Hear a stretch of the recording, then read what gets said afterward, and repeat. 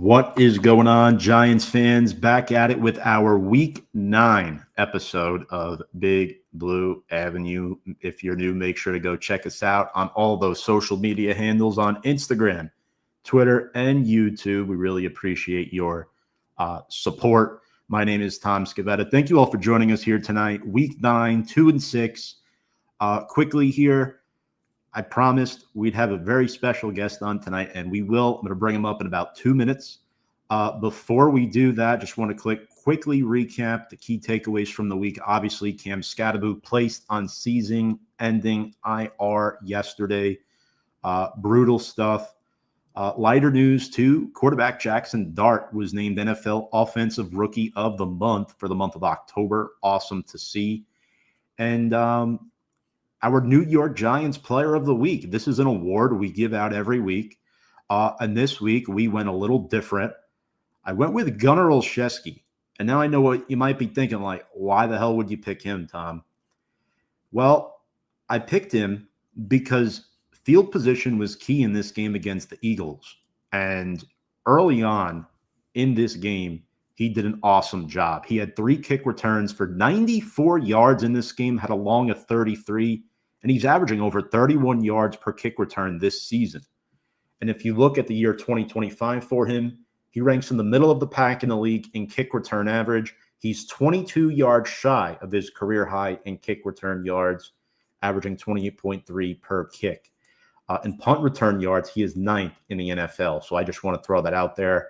And obviously, before we bring up George, thoughts and prayers go out to Cam Skattebo. Shout out to Big Dom.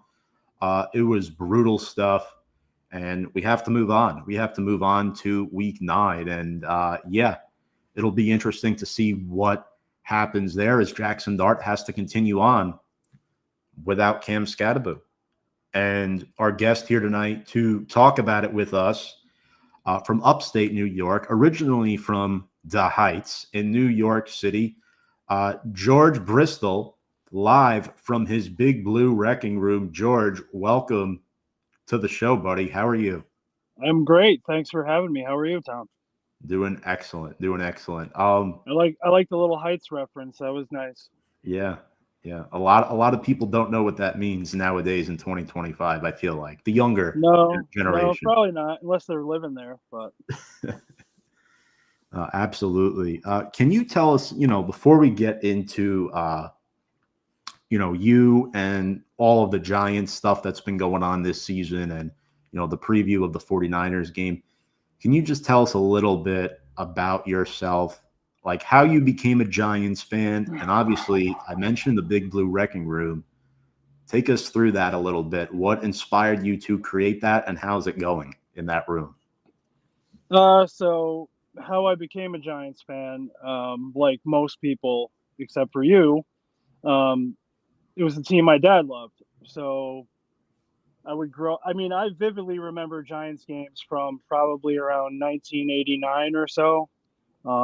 Just remember my dad yelling at the TV, going to see what's going on, watching the game with him, kind of bonded with him over the football team.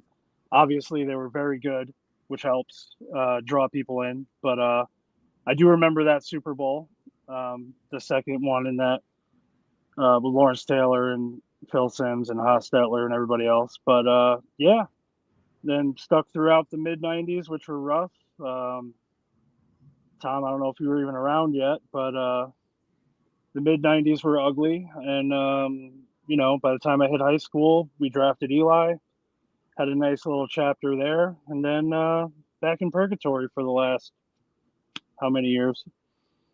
Purgatory. That's what it is. That is what it is, quite frankly. And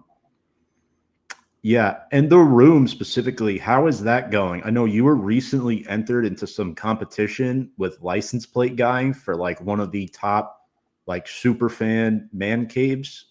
Yeah, I it was through a company called Fan Zone who makes home style scoreboards. They're actually pretty cool. They're like $5,000. These big ornate scoreboards. That was the prize. Picked by Giants players. I kind of brought a knife to a gunfight with that. Like, I have a very modest homegrown Giants fan kind of feel. A lot of, I mean, there's a lot of cool stuff in here, but in comparison to what those guys had with, some of them are like 7, 8, 900 square foot man caves, with game worn stuff. But yeah, just to make top 7 out of 50, I was happy with that. That's sick. That is pretty sick that you got that high. Yeah. That's awesome. But on to the season a little bit. By the way, who are you wearing tonight? Who do you got? We got Jesse Armstead going. Yeah, love that. Top 100 absolutely. all-time Giants. He was great. Since this moment, we're going to have a little fun here. Since this moment, not much has changed, right? Other than except DeVito's a Patriot. Yeah. I still own all those clothes. Danny still looks like that. Yeah. Overall, is 2-6 where you expected this team to be at this point of the season? It's where I expected them to be.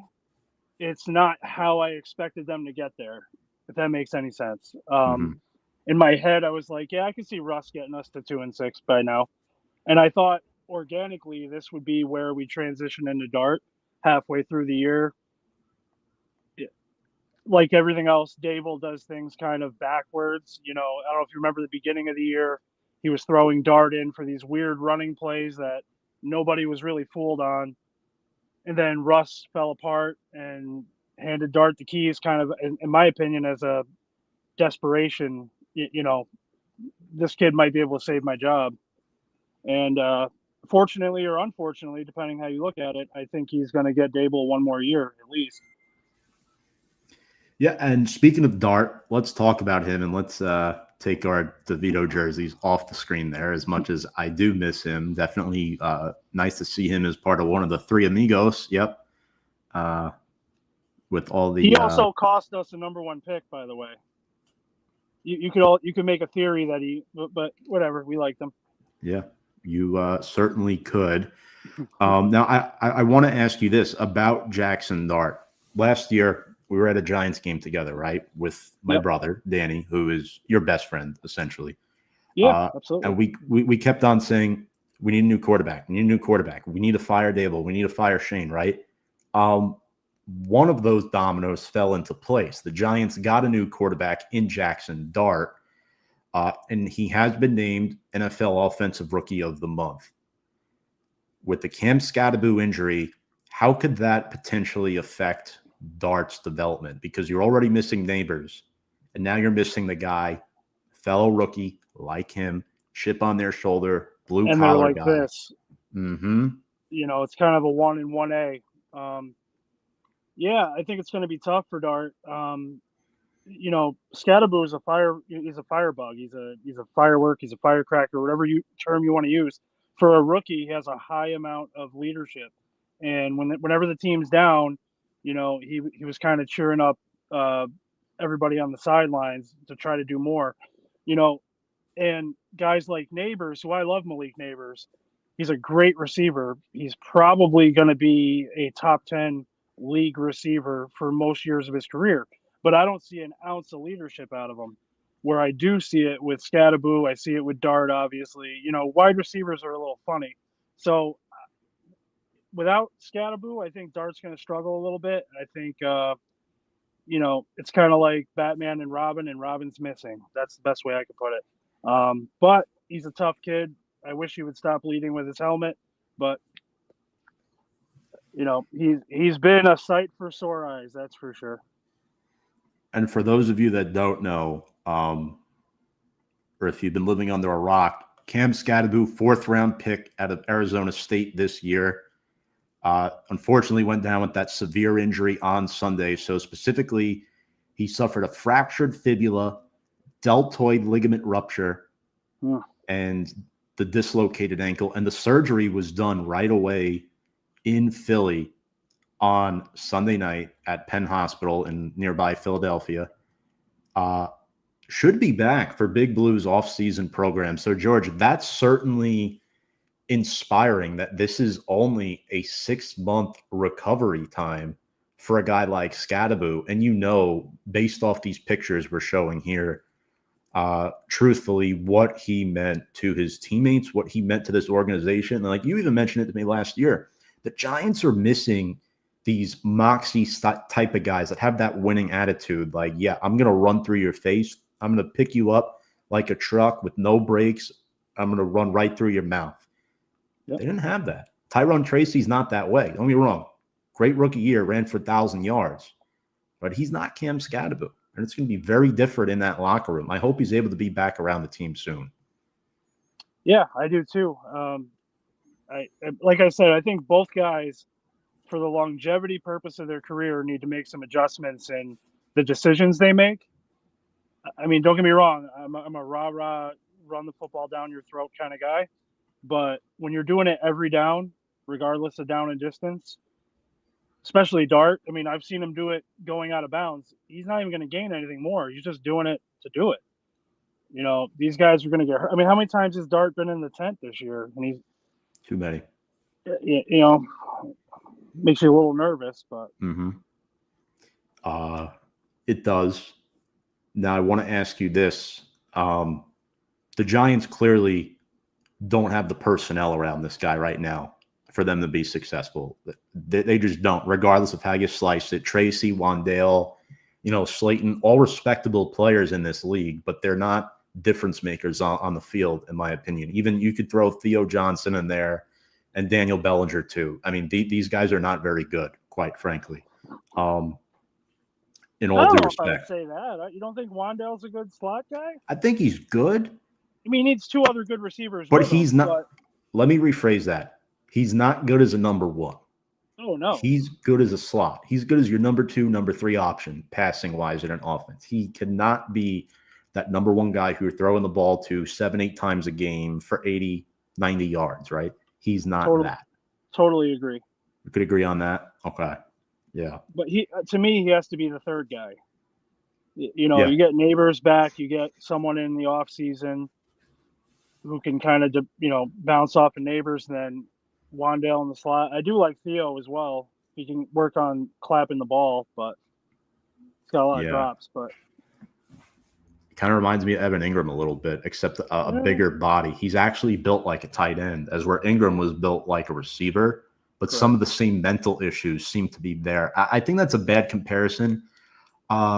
Maybe Larry Donnell might be better because Donnell made some great catches. Like, he had some great moments for the Giants. And then there's Theo, mental issues, dropping passes. I mean, you saw that throw by Dart. That should have been caught. That one ball, perfect. That would have been a touchdown, I think. Insane. Yeah, you got to remember the youth on this team, too. I mean, a lot of these guys are very young. Theo's a second-year player coming off a injury in his first year, so he didn't even have a full complement of games to, get NFL ready. You know what I mean? But there's some stuff he does do that I like very well. But again, when you encompass the whole offense, it's terrible. Speaking of the offense, 2 awful draft picks Joe Shane made, Jalen Hyatt and Evan Neal. Both healthy scratches, by the way, last week. Both have expressed interest in getting fresh starts elsewhere. Do you think the Giants make a trade before the deadline for either one or both of these guys? Because obviously they kind of need a receiver, but I'm not willing to give up future draft capital. What do you think about this? I really don't think it matters. I don't think either one would really be held in high regard in a trade scenario.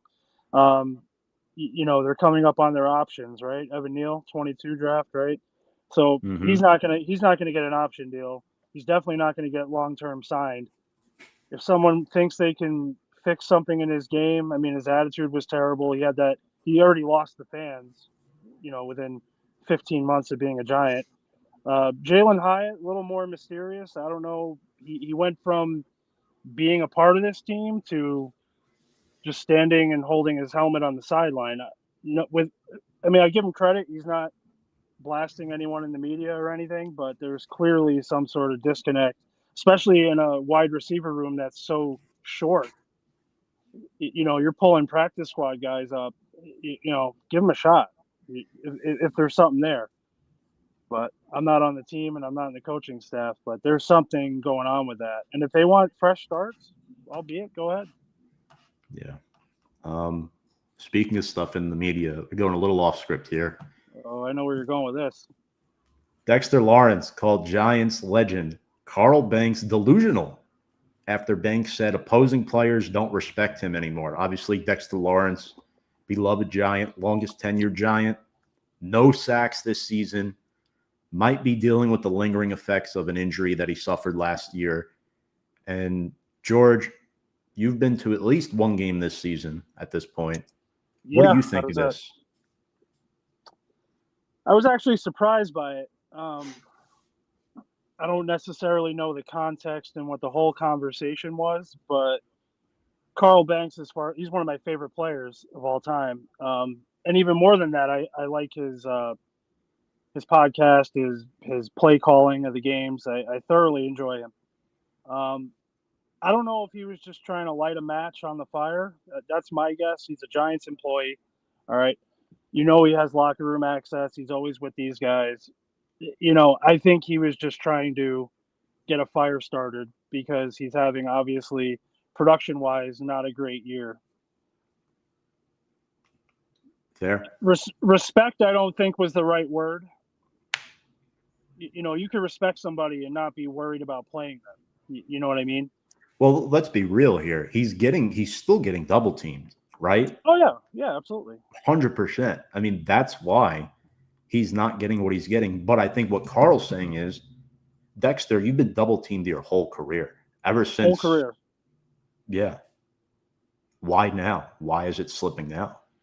Is the question. I mean, I think it's a fair question for him to ask, but the way he worded it was off the rails, and it got Dexter pissed. And like you said, there might be something. You might be onto something there, trying to make this quote, right? Paint a picture saying, oh, why would Carl Banks say that?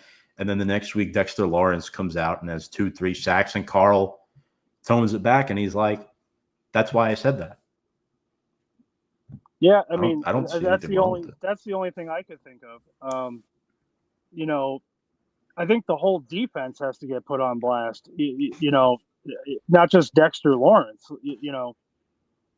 I'm not trying to throw shade at Abdul Carter or anything, but I know he has a lot of stuff that doesn't show up in a box score. But when you are drafted as high as he is, when you come into this building and you start asking for Lawrence Taylor's number, you got to do better than that. That's my opinion. But yeah. And it kind of translates to this defensively, right? I mean, Shane Bowen was hired to be a run-stuffing specialist. Giants are dead last in rush defense in the NFL. And you remember early 2000s, even our two most recent Super Bowl runs, the Giants were elite at stopping the run. I mean, you had guys out there like Justin Tuck, Michael Strahan, Armstead, Barry Cofield, Keith Hamilton, Dexter Lawrence even. Like, where has that gone? Since the hiring of Shane Bowen, I mean, Joe Shane has spent 0 draft picks. Or, excuse me, I'm wrong. 1 this past draft on Darius Alexander, defensive tackle out of Toledo in the 3rd round. 1 draft pick in 4 drafts in the top 100 on defensive tackle. Right? Yeah, you're not wrong. You're not wrong. I don't know what I think the bigger problem is the scheme and the coaching and the discipline. So I don't think the talent's a problem. I think most teams would take that front 4 in a heartbeat. I mean, they have a very unique problem. They have Kayvon Thibodeau and Abdul Carter. They can throw all sorts of different disguises out there. They could run a NASCAR package if they wanted to. They have a lot of flexibility in that front 4. And, people knock Nacho because he's kind of the low-hanging fruit, but he's a pretty good player. He's not Leonard Williams and Dexter Lawrence, but he's pretty close to that. And I think the scheme, it's a base 3-4. They do some 2-4-5. They do this goofy zone thing that drives me nuts. I was at the game against the Chiefs, and the Chiefs were not playing well. The Giants were not playing too well. that was a winnable game. And in every big spot, every cornerback was giving 5, 6, 7 yards on a bump zone on 3rd and 4. Like, what are you doing? Like play man, make him beat your best guy. And the other thing is, every time they put in Deonte Banks now, the other quarterback just picks on whoever that is. It doesn't matter what receiver it is. They're going to pick on Deonte Banks, and guess what? They win. So I think the scheme is goofy. I think something like this, when you got this kind of talent, I know they're down like a Micah McFadden, let's say, a guy that can kind of bounce off of Okereke, but they got to go into more of a 4-3. They got to throw some more blitzes. They got to get multiple guys in the backfield. The secondary sucks anyway. You might as well have the pressure up front. Now we have no pressure up front. The secondary still sucks. That's just my opinion from my couch, of course. But look, you're right, because look at what the Eagles were able to do last Sunday. I'm not just talking about Barkley, right? First play of the game, 65-yard touchdown, great. Stuff happens. Tank Bigsby, the backup, had 107 yards on like 9, 10 carries. That's unacceptable. You gave up 276 rushing yards. And, I'm sick and tired of Bowen. These press conferences every week, cringeworthy quotes that he makes. And you mentioned the secondary, George. It's going to get worse. Cordell Flott has not practiced all week. Paulson Adebo has not practiced all week. He's still recovering from his injury. Javon Holland should be back on Sunday, but that's not going to thread the needle that much. I mean, you got Deonte Banks, and then this random guy they picked up off waivers from the Browns, Jarek Converse, was picked up off of waivers this week. Right now, he is slated to start. Yeah, it's not good. That's why we lost the Denver game. Couldn't cover. This soft zone. We also lost the Denver game because they weren't subbing guys out in that fourth quarter. I knew that was going to come back to bite them. Mile High is a different animal. Those guys are used to it. We're obviously not. We're undisciplined as it is, and I think they caught. If you remember the end of the Broncos game, every Giants player on defense had his hand on his hips, huffing and puffing. Mm-hmm. I know you're limited on timeouts. There's not a lot you can do, but they should have made some substitutions, get these guys some oxygen. But I agree with you. Like, the secondary's been awful. As much as I like Drew Phillips, his aggression and stuff, he's the most penalized defensive back in the league, corner in the league. So, we have one guy who's super aggressive, wants to be all over the ball, but he cost us yardage. And then we have Deonte Banks that has no clue where the ball is. He has no awareness that's coming to him, and they just pick on him. And he's not the only one. Nubin has taken a big regression backwards. Let's talk about him for a second. Nubin, I just want to stop you there for one quick second. I have a stat that's going to blow your mind. This is how bad Tyler Nubin really is. I like the guy personally. I think he's a great dude, wants to be here. He's the only DB since 1999, 26 years, to record 0 picks and 2 or fewer pass breakups combined through his first 21 NFL starts, and that's through StatHead. Yeah, I mean, sometimes those stats could be weighted, though, if you're not getting the ball to you out of respect. But his rookie year, he was good. He was solid. This year, he's another one. But I think it's part of this scheme again. I don't think anyone's happy with this scheme, like the player-wise. There's nobody going, hey, I like giving up 380 yards a game. You're not going to win a lot of football games giving that up, plus the penalty discipline, plus your injuries on offense. You're mathematically not going to win a lot of games. Well, quickly here before we move on, Banks, right? Drafted. Wink was still defensive coordinator. What scheme did Wink run? Press 4-3. Man. And a 4-3. Mm-hmm. What was Banks' specialty as a corner? Press man coverage, right? Man coverage. But now he's dropping back into the soft zone, and it's not working. It's not. You have to be an elite level cornerback to play that type of zone, because basically you're giving up the play and you're good enough to either jump the ball, make a play, or force a fumble or tackle out of bounds. We're none of those. You're right. And we're slow. Like most receivers could kind of just take the seam up against. I don't know how many times I've seen Banks get pulled away from. So Yeah, it's not a good secondary. It might be Corey Black, 7th-round rookie, starting instead of that Converse guy, but we'll see. Speaking of which, personnel-wise, right, really bad stuff. Before we get into the X's and O's of this game against the 49ers, do you think Dable and Shane should be able to see this team through next year? I know you've been very vocal on this, but speaking of where they are now, I know you kind of hinted to something earlier in the show about Dable specifically. How are you feeling at this juncture? I think Jackson Dart is the golden goose. I think Dable was headed towards the shredder. Yeah.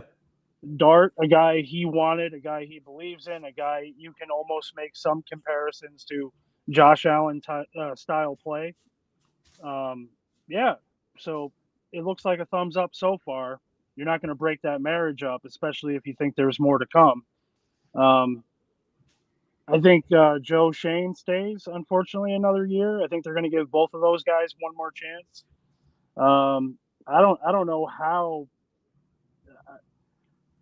I don't know how you don't go away from Bowen though. I really the numbers are through the roof. But how many people can Brian Dable put this on? You know, he's been coaching this team since 2022. You know, and they kind of scapegoated Daniel Jones, and now look at him. What did I tell you? Do we want to open this can of worms here, George? Well, I'm saying he's on a good team with a great run game, great coaching, good defense, decent receivers, and all of a sudden he's Johnny Unitas. Look at Saquon Barkley. I mean, do I think he's having a good year now? No, but he had a 2,000-plus yard year, Super Bowl champion. Julian Love looks better not wearing a uniform. Xavier McKinney looked better not wearing our uniform. There's something wrong with this team. And in my opinion, how much rope do you give a coach? I mean, this is pretty crazy to me. Like, he's blamed everybody. He's blamed Jones. He's blamed Wink Martindale. You know, I'm pretty sure he blamed Kafka at times when he kept taking the book back every 3 games. Remember that a couple years ago? He kept taking the play calling back. Yep.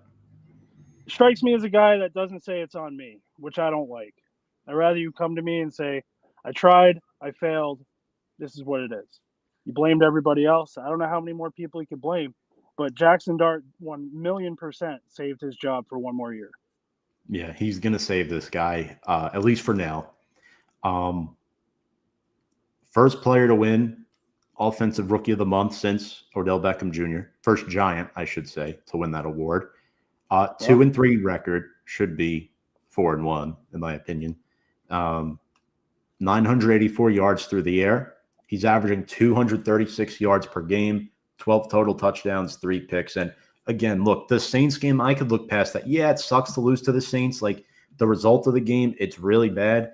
But these guys are rookies. I mean, this is going to sound horrible. You almost have to let them turn the ball over a little bit because they use that growing pain as a learning tool moving forward as, hey, you shouldn't do this in a game in the NFL. You can't get away with the same shit you did in college here, right? It's not good. Absolutely. Skattebo.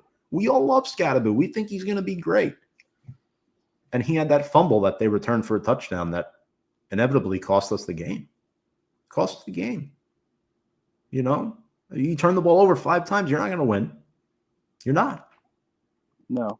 No way. But again, a lot of this goes back to coaching and discipline. Mm-hmm. You know what I mean? And I think Dable is a very smart offensive mind. He'd probably be one hell of a coordinator with somebody else building the fundamentals of the team, but he's the one drawing everything. But I mean, I just don't know how much more room you give this. I've never seen an NFL coach been given this many chances. Yeah, and I don't think anything's happening anytime soon, especially, you know, John Mara, things that he's dealing with off the field. And I think there is improvement from last season. Not much with the record, but we'll see. Well, the other thing is, who do you replace him with? That's another good point. Who's that out was there? that's my question. You have this fairy tale that Bill Belichick's going to get fired out of UNC and walk back into the, a place he has a great connection with. It's not going to happen. What are you going to do? You're going to take a flyer on like a Mike McDaniels or something when he gets fired?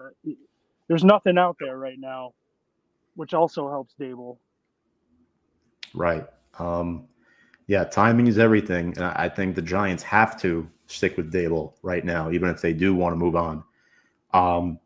But speaking of moving on, here we go. 49ers, East Coast, West Coast, non-divisional rivalry.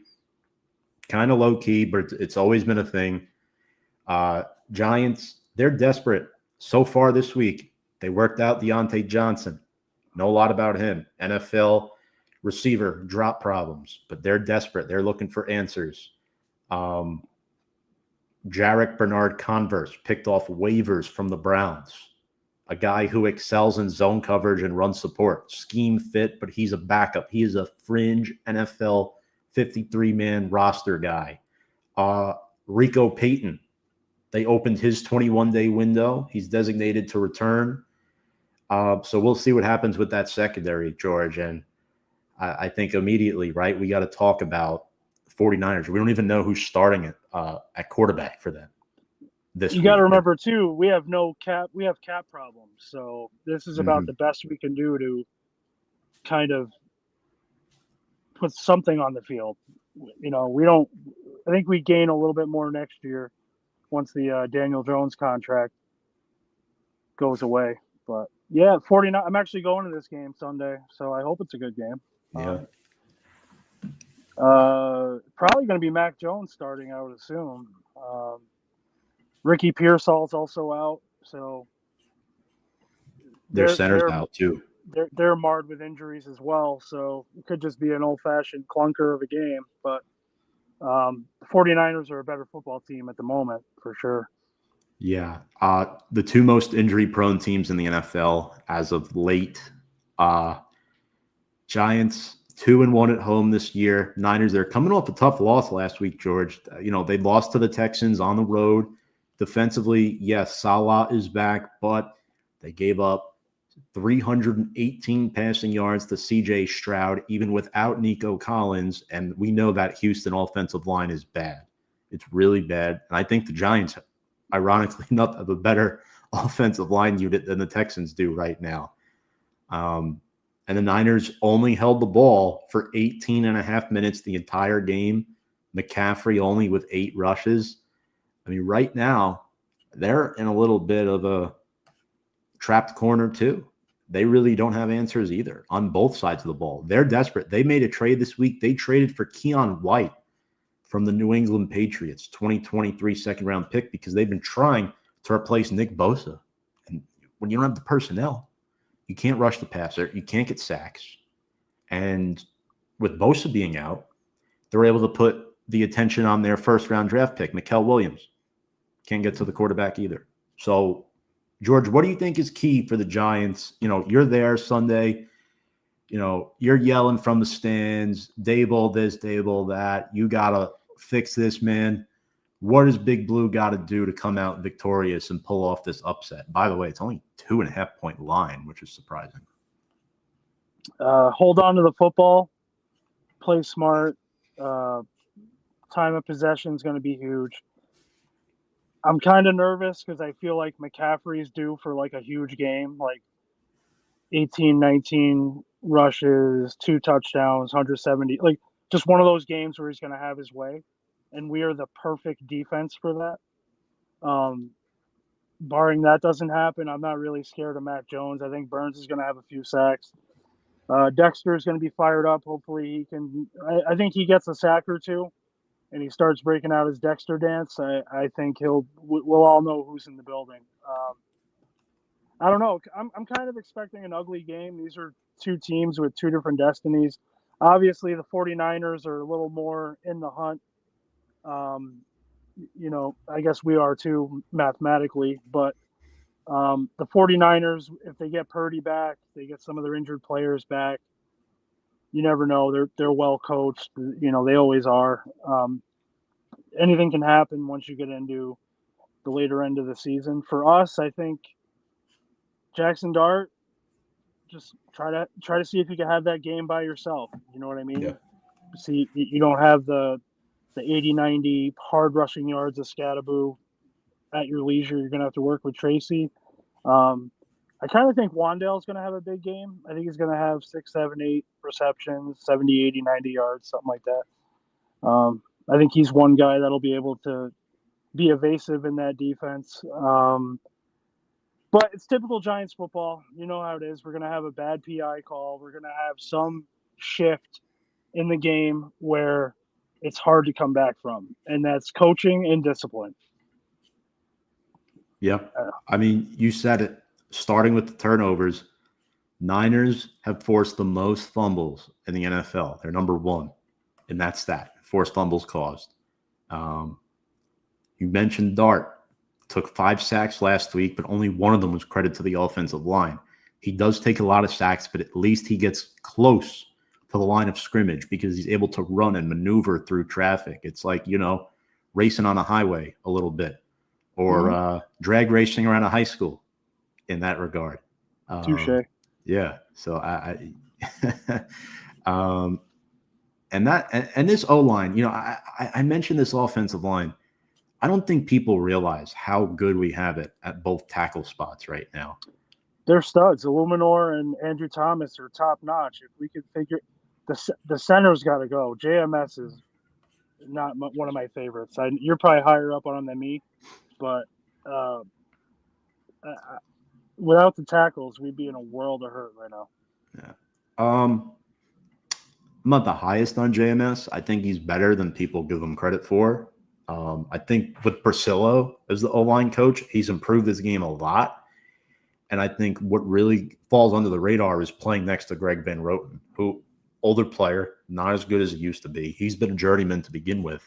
Learning from him, I think he's improved. That's been what we've patched our O-line with the last 10 years. Yeah. We get guys past their prime, and we plug gaps with draft picks. Luckily, AT's a good player when he's on the field. Great player, all-pro player. But he's been obviously injury prone. I think Illuminor was one of the best pickups we had as far as bring him back. Bringing him into the team. I think he's great. But, Runyon, Van Roten, years back we had Feliciano. We always brought these guys in 3-4 years too late. And the impact is never – our line's been bad for a really long time, almost going back to Odell Beckham being on the Giants. Going back to the last Super Bowl win, too, that line wasn't great. Will Beatty, Deal was still good, but he was on his last legs. Chris Snee was close to retirement, as was McKenzie. And then they had Kevin Booth at left guard, who was average at best. I mean, those guys were all good players. And David Boz, of course, we can't forget about him. But then after that, I mean, there are a couple of guys you didn't even mention, Nate Solder, Mark Lewinsky, guys like that. Just terrible free agent signings, overpays. And, yeah, man, it's not good. It was part of the reason why Daniel Jones got ruined. Luckily, I think Dart has passed the IQ test to the point where he can play behind a rugged offensive line and make plays. Jones could not do that. And that's one advantage I do think we do have in this game, right? If we can get to Mac Jones, right? If we can get pressure on Mac Jones and flatter him, he does not have the ability to escape the pocket when it crashes. Dart's able to escape. Mac Jones cannot. He is your meat and potatoes pocket passer quarterback of the 90s and early 2000s. He is not going to run much at all. And when you got Brian Burns coming at you, 10 sacks through 8 games, it's pretty good. And not for nothing, we sacked Hurts 4 times last week. Problem was we couldn't cover and gave up 4 touchdown passes too. So it was either feast or famine for that Giants defense. Crazy. No, that's the best way you could put them. They're going to look really good one play. and then give away the house the next series. There's no consistency. It's just ugly. It's an ugly brand of football. Mm-hmm. You know, it's. I'm not. I mean, I'm invested as a fan, but I couldn't imagine being on that team. Like I could not imagine just having that aura. Losing is a mentality, and right now, the last 7, 8, 9 years, with the exception of 2022, which let's face it, was a year where every single thing went our way. We were not a great football team. We just had a lot of hop, skip, and jump things happen in big spots, and Jones had great games at important times. Other than that, we've been a losing team for a long time.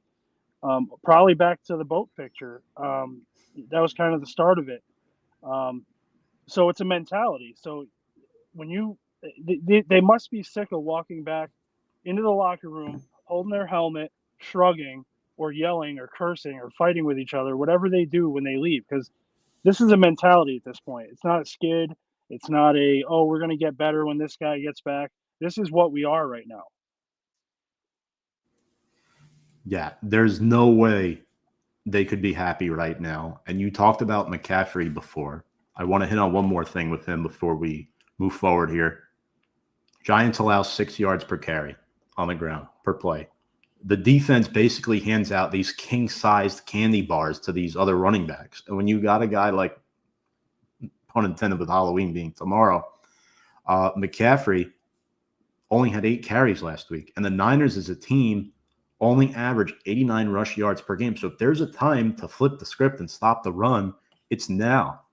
It'll be Matt Hennessy, not Jake Brendel at center for them. So if you're Dexter Lawrence, you have to crash and win the line of scrimmage. You can't lose this. And I want to see more Darius Alexander out there. I know you like Nacho, George, as do I. He's not going to be on the team next year, most likely. So I don't think Kayvon Thibodeau is going to be either. But well, I think they exercised his 5th year. They did. So he will be on the team next year because I forget which team it was. They didn't say. Somebody tried to trade for him, and Joe Shane said no. And then a report came out. I forget if it was Duggan or Renan.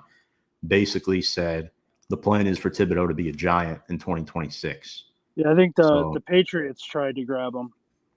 Yeah, but that would make sense. it was the New England Patriots that tried to put a trade package in.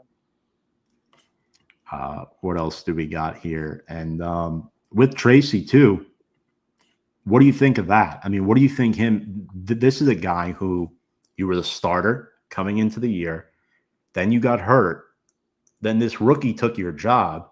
Now he's done for the year and you're back as a starter. He's basically a pogo stick, right? I mean, if you're Tyrone Tracy, George, what's the mindset going into this game? Because clearly you have to establish the running game if you're going to win the football. And if you watch the film, Houston had the ball for 41 minutes last week. 41. That is unheard of in this modern era of NFL.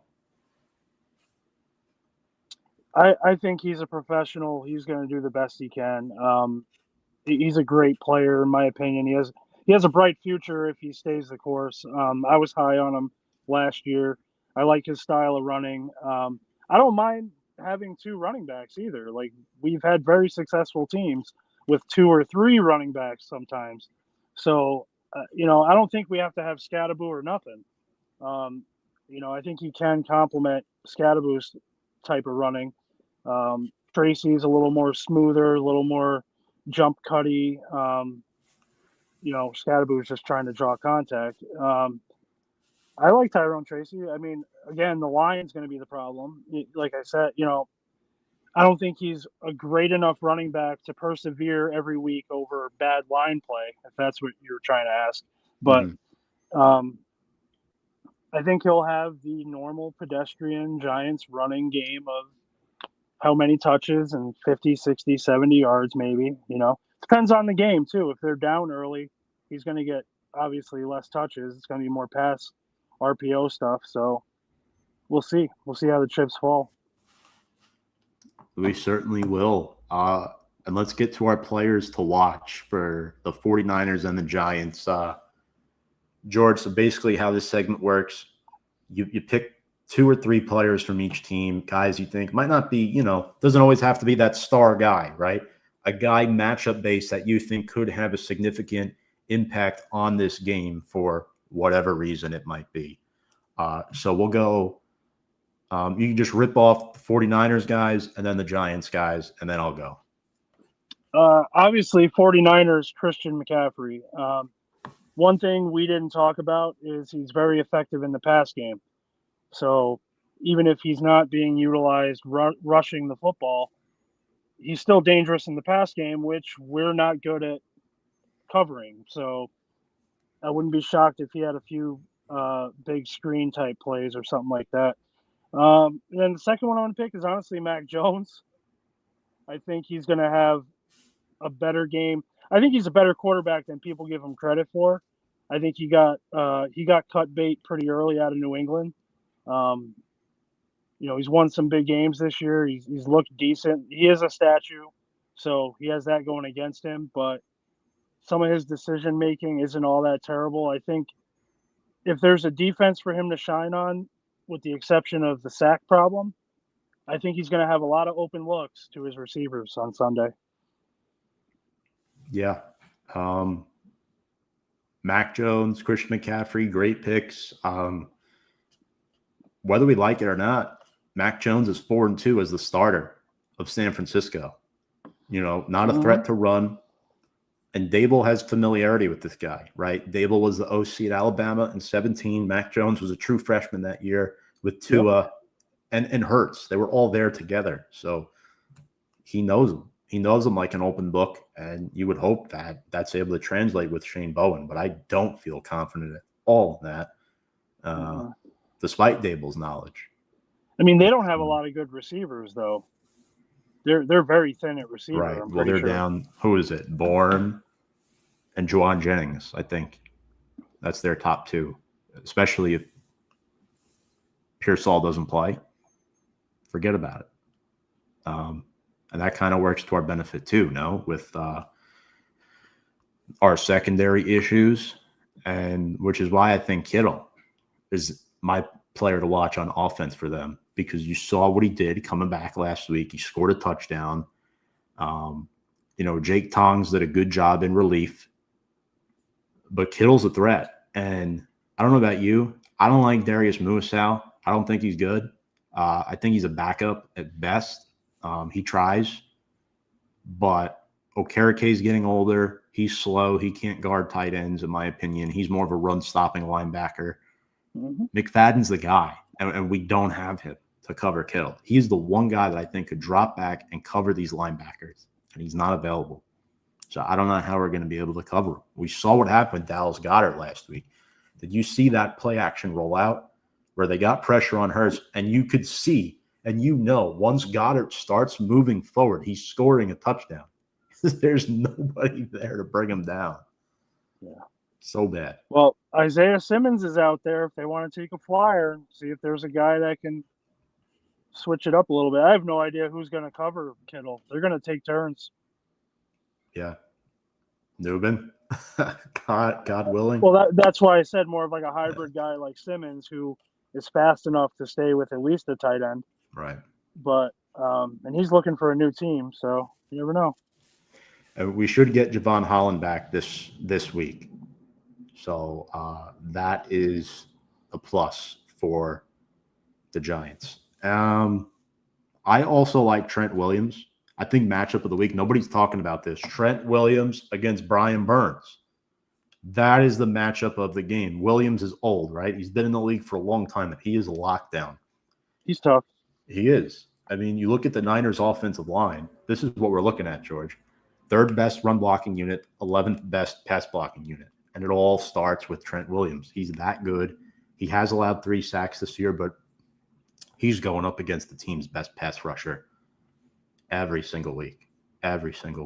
And the other 4 starters are no-name guys. I mean, do you know who Connor Colby, Dominic Pooney, Colton McKivitz are? I don't. Nope. We should feast in this game, rushing the passer. There's no reason why we shouldn't. And that is why Christian McCaffrey is their leading receiver. Because Mac Jones, You said it before. They don't have the best receivers. Yeah, because they can't get separation in time because the O-line gives Jones no time. And that's why McCaffrey leads them in receiving yards. He's got over 550 receiving yards already and 56 catches through 8 games. So you hit the nail on the head. That's always the player to watch when you play the 49ers. But I want to throw Kittle in there too because the middle of the field is open. I don't like Bourne. I don't like Jennings either in this game. I think the Giants, not because their secondary is good, but because the pass rush will get to the quarterback when they rush 4. I mean, ideally, I would like Abdul Carter to have a breakout game. Maybe this is the kind of game where he can get all his stuff out. But I think Burns is going to have a really good game. I just have a feeling. I think Dexter inside is going to be a little more pissed off than usual. What are your thoughts on Carter? You were kind of silent about him earlier. With Abdul, this is the thing, and I brought this stat up a couple weeks ago. He's top 15 in the league in pressures. So he has more pressures than Thibodeau and Burns right now. It's just not translating into sacks. If I remember correctly, with the exception of Aiden Hutchinson, all of the star rookie pass rushers of recent memory, like Micah Parsons, Will Anderson Jr., guys like that, did not have many sacks in their first half of their rookie season. It was towards the middle portion or the second half of the season where those numbers started to produce. And to your point, before with McFadden, with him being out, Carter is having to play a little bit of inside linebacker and drop back into coverage. We know he's great at rushing the passer, but he's a Swiss Army knife. He's so versatile, and I think they need him more in coverage right now. I know there's plenty of plays where he's rushing the passer. Burns is just getting there quicker, quite frankly. That's how I feel about it. I don't necessarily think it's a knock on Carter that the sacks aren't there. And even Thibodeau, his rookie year, right? I think Carter's better than Thibodeau already. We haven't seen the sack numbers yet, but Thibodeau only had 4 sacks his rookie year. Only 4. But the pressures were top 20 in the league. This year, we're kind of seeing a similar trend with Carter. But we also haven't played many non-mobile quarterbacks yet. So I want to see if those numbers pick up this week. I actually like him to get a sack this week. Yeah. So that's where I'm at with him. I don't know if you agree or if that kind of maybe, I don't know, opens your eyes to like how I think about it. Coaching scheme and discipline, right? So you have Brian Burns, Kayvon Thibodeau, Abdul Carter. Let's just use those 3 guys. Rotate those guys in and out all over the place, opposite field, anytime, every play, something different. They're not going to know what's going on. They're looking for Thibodeau. Burns is here. They're looking for Burns. They draw the double. Carter's coming through. Everything we do, regardless of what our personnel is very boring and safe. They're just lucky enough that Brian Burns is an exceptional player, and he can even succeed in that. He's a really good defensive end. He has multiple moves, multiple point of attack. His speed for his size is incredible.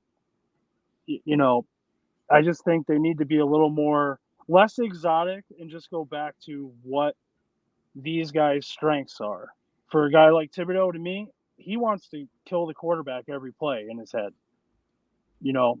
Burns is going to take an edge double. Dexter Lawrence is going to take most of the doubles on the interior. Should leave him open to swing. Should leave Carter open to swing. You keep rotating those guys left and right like we used to do with the NASCAR package with the 4-3. That was very hard to come up with a game plan because, all right, we're going to isolate Tuck. Cool. Now OC's getting 6 sacks. All right, we're going to take OC out of the game. Now Tuck is a problem. Now all of a sudden Matthias Kuanuka's got 3 or 4 sacks. Yeah.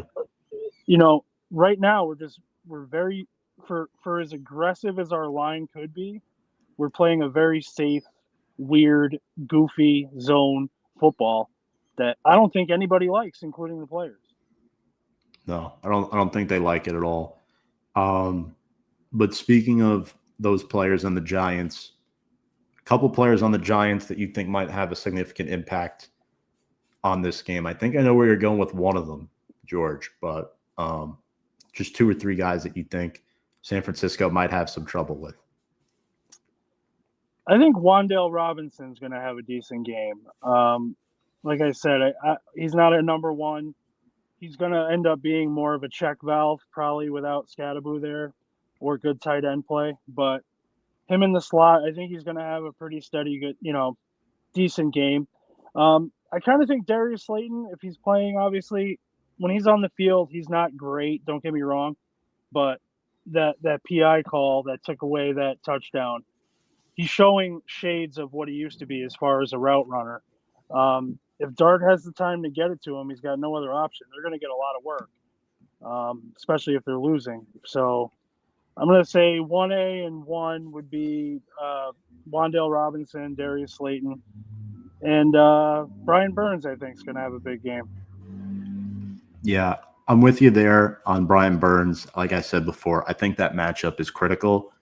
I also think Theo Johnson, even though last week he didn't have a great game, 4 touchdowns over the last 4 games. Mm-hmm. That's a guy that Dart has been targeting, and Daniel Bellinger has not practiced this week with the neck injury. So his status is in jeopardy. Eventually, a guy that has not been talked about at all yet, Thomas Fidone, 7th-round rookie out of Nebraska, tight end. We're eventually going to learn about him. Coming out of high school, he was ranked higher than Brock Bowers. Reason why he fell to the 7th round, 2 season-ending injuries at Nebraska that haunted his production. So I think that tight end room is going to be critical this week as well, because the difference between Russ and Dart is actually able to target the middle of the field consistently. Russ couldn't do that. He couldn't. Speaking of which, I know I've been kind of ignoring the comments a little bit, but a few here. Brian Attard says Dart is legit, and that's coming from a Cowboys fan, by the way. Shout out, Brian. CG, what's up, CG? Says, may the best team win. And then the Mexican, oh man, it must be a Jackson Heights guy here. Be honest, boys. Niners winning this. And my mom also commented, but she commented on the post. Can't access those. Gotta love Facebook. Couple issues there. We'll definitely share that up after the show in post-production. Both teams are decimated. We're not going to get this, instant classic football game. I could be wrong, but you're not going to see anything near even the fireworks of the Giants-Cowboys game. You know, it's gonna be a middle of the field, back and forth, hopefully kind of lower scoring affair the first half, and then hopefully we can just hang on. I agree with you. I think one other player that I want to point out on the 49ers, Bryce Huff, leads a team with 4 sacks. Keep an eye on him, because now if you add Keon White to the mix, Mikael Williams, he's a guy that you got to look out for. And then an honorable mention is Diamador Lenore. It's their number 1 corner right now, along with Renardo Green. Pick and 3 passes defended over the last 2 weeks. He's a guy I'm keeping an eye on. He'll probably be getting Darius Slayton. And again, I know people talk a lot of shit about Darius Slayton. He is the best vertical threat we have on this team right now. 100%. Like it or not. And he has been for the past 6 years. Well, take Neighbors out of the equation. Outside of Neighbors, he's been that guy. So that's where I'm at. George, if you're Brian Daboll, you go to the 49ers locker room, take the jersey off, put blue on them, which, by the way, I see what you did there with the Legacy uniform this week, because that is what they're wearing on Sunday. Who would you steal from the 49ers and put on the Giants? Probably George Kittle. Yeah? Oh, why him? Because he's a great pass receiving tight end. It's something that is a big part of Giants history, obviously. He's phenomenal. He's not these tight ends are so. Gronkowski's another one. they look so big, they look so slow, but they always get open. I don't know how they do it. When the New York Giants have tight ends, we're big, slow, we get open, then we drop the ball. That's the Giants' way of doing it. But yeah, Kittle, I would love to have Kittle on the team. Yeah. I'm going to go a little different here. I like Kittle. I think he'd be a great fit, huge upgrade.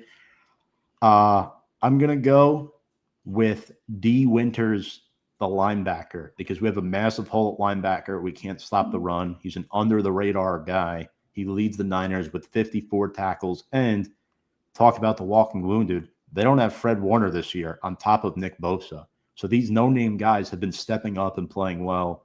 I think Tatum Bethune is worth a mention as well. 10 or more tackles in 3 straight games. You might be hearing Bethune's name on Sunday. But yeah, D. Winters for me, he's the number one guy that I'm taking. I would put a slight edge of Winters over Bethune. But that right there, that shows you how thin the 49ers are. Those guys, never heard of before. They're decimated. They're just in a better position moving forward than we are. And I think they have better coaching. So I'm just looking at like the film from the Houston game last week. This guy was good at attacking the hole, something Muasau was not good at. So that's kind of where I'm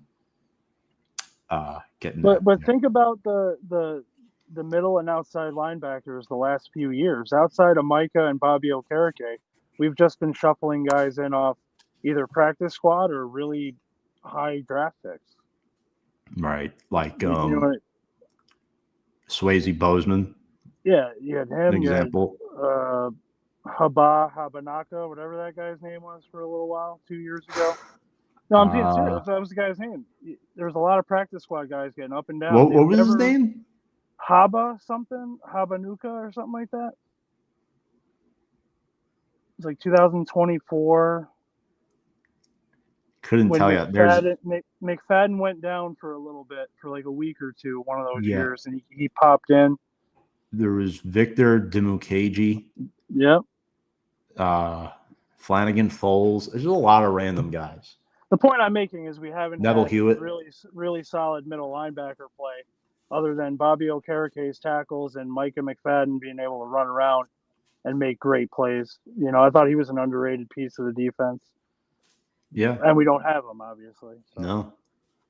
And it might not be good on Sunday because the Giants had a lot of players who didn't practice today, including Chauncey Golston. And on top of the others we mentioned before, Jermaine Illuminor did not practice today either.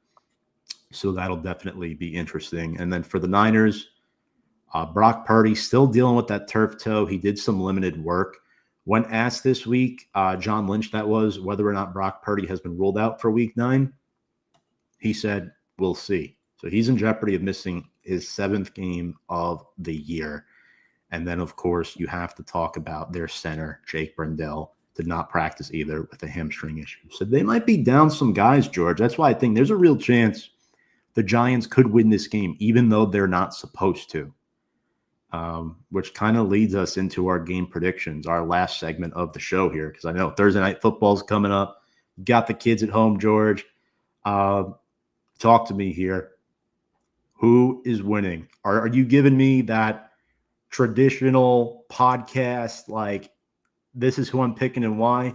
Or are you giving me that homer pick, that Giants win, smash mouth football, bring us back on the road to a 500 season? Where are you going here?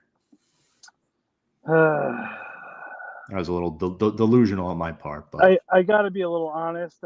I think there's a strong possibility they lose this game.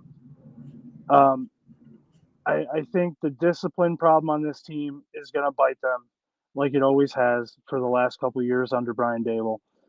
I think they're going to be in a tight game early, and I think they're going to pull away a little bit. I mean, I think it's going to be maybe a 10-point deficit, San Francisco winning. That's not what I want to have happen, but in my heart of hearts, watching thousands of these games, it doesn't take much for us to fall off the map right now. Yeah. You know, not to mention, if you remember in the Philadelphia game, big turning point in that game was when they didn't give Thibodeau that fumble. that just, but I mean, obviously Skattebo going down was a, deflation moment as well. Sure. But Yeah. there are certain things that neither team can control, which is obviously the referees and the officiating. So I'm going to say 24-14. If I had a gun to my head and had to make a choice, that's what it would be. The fan in me, I hope we win, 56-3. But Well said.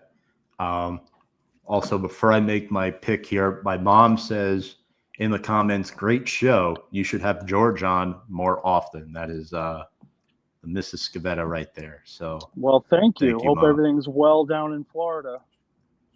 Yeah. I'm sure they're enjoying that sunshine down there. This freaking retainer, is while we suffer up here in the cold and in the north, especially up by you, George. But yeah, I am also going with the 49ers, but I think Dart keeps them in this game. I think it's going to be a close game. I know you picked them to win by 10. I think it's a one-score game. I think Niners win by 4.